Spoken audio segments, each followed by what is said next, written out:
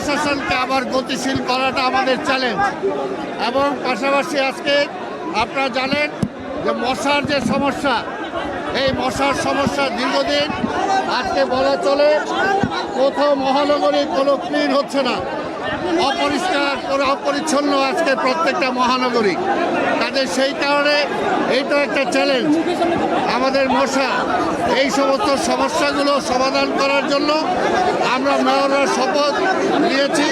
আমরা আগামীকালকের মধ্য থেকে 6 মাসের মধ্যে ইনশাল্লাহ জনগণের এই সমস্ত সমস্যার সমাধান করে জনগণের ক্ষমতা জনগণের কাছে আমরা অর্পণ করবো।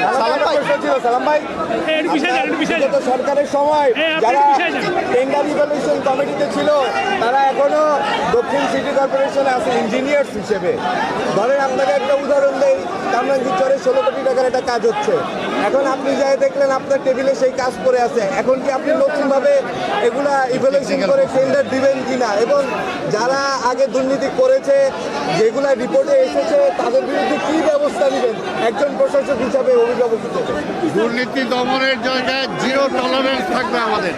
তো সেই জায়গায় আমরা অবশ্যই চেষ্টা করব, যদি কোথাও কোনো দুর্নীতি হয়ে থাকে তাহলে সেগুলো সরকারের যথাযথ পদক্ষেপ গ্রহণ করবে, সেটা অন্তত আমরা বলতে পারি।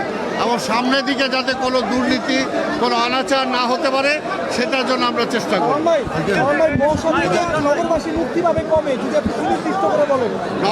মশা তো আছে, মশা নিয়ন্ত্রণ করার জন্য আমরা চেষ্টা করব। এবং সেটার জন্য শুধুমাত্র সিটি কর্পোরেশনগুলো একাই দায়িত্ব না, জনগণেরও দায়িত্ব। জনগণও সচেতন হতে হবে।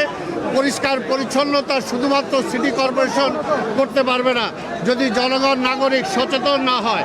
সেই কারণে আমরা আশা করব জনগণ এবং সিটি কর্পোরেশন আমরা উভয় মিলে এই সমস্যাগুলো সমাধান কল্পে এগিয়ে যাব। মিল্টন ভাই, আপনি উত্তরের দায়িত্ব পেয়েছেন, আপনি আপনার চ্যালেঞ্জগুলো কি দেখছেন উত্তরে, এবং আপনি কিভাবে সেগুলো সমাধান করবেন? একটু আগে সালাম ভাই বলেছে দীর্ঘদিনের অব্যবস্থাপনা, এই অব্যবস্থাপনার কারণে উন্নয়নশীল কর্মকাণ্ড বাধাবিঘ্ন ঘটেছে।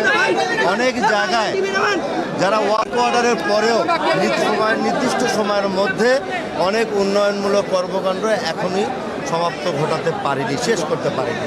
এই বিষয়গুলো আমরা অফিস যেহেতু করিনি, আমরা কালকে আশা করছি আমরা অফিসে যাব, যাওয়ার পরে কর্মকর্তাদের সাথে কথা বলে যেখানে যেখানে অভাব